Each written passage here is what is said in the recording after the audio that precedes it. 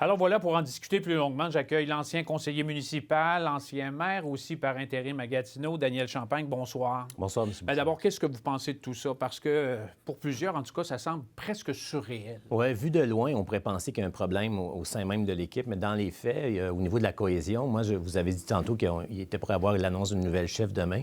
Moi, ce que j'ai appris, c'est que cette chef-là sera issue du mouvement qu'a créé Mario Aubé, c'est-à-dire que ce serait une conseillère qui a été défaite dans l'ouest de la ville. Même chose pour le co-directeur, qui serait aussi issu du groupe. Donc, au niveau de la cohésion comme telle, je pense qu'il faut être prudent lorsqu'on remet en question en ce moment une volonté positive de mener à terme un projet pour l'ensemble des Gatinois par l'équipe Mario. Mais il y en demeure pas moins qu'il y a une forme d'anguille sous roche parce que deux partis qui quittent, qui deviennent indépendants, le chef quitte également, on ne veut pas accorder d'entrevue. Alors, il y a quand même anguille sous roche dans tout ça.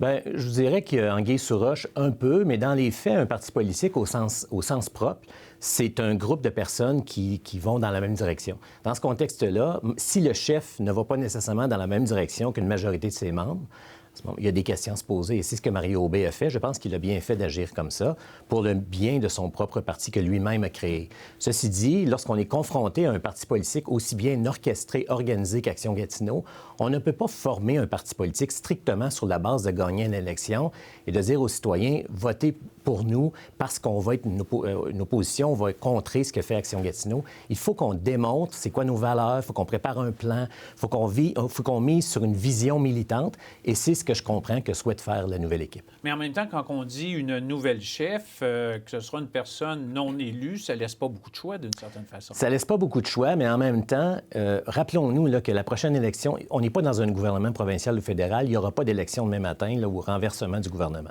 Dans ce contexte-là, c'est nécessaire d'être capable de prendre le temps d'aller à la rencontre des citoyens, la rencontre des organismes aussi, et pour être capable de bien comprendre de qu'est-ce que veulent les citoyens corporatifs, etc. Et je pense qu'au cours des 4 prochaines années, on va voir un parti qui va se former, qui va permettre d'offrir une alternative viable contre Action Gatineau aux prochaines élections. Bon, on dit qu'on va changer de nom. Est-ce que ça a été une erreur de nommer le parti au nom du chef Mario Aubé? Moi, je me suis jamais gêné pour m'exprimer là-dessus. Je pense que c'est une erreur, effectivement, parce que ça donne ce que ça donne aujourd'hui. Les citoyens, ce qu'ils veulent, c'est avoir une vision. Lorsqu'on dit à quelqu'un pour qui vous voulez voter, vous allez voter pour telle personne, c'est parce qu'il nous propose une vision, des valeurs, parce qu'il y a eu un consensus autour de projets, etc. Si on crée une équipe sur le nom du chef, qu'est-ce qui se passe? Bien, c'est exactement ce qui se passe actuellement. C'est-à-dire que, par la suite, il n'y a pas nécessairement de consensus sur qu'est-ce qu'on veut défendre.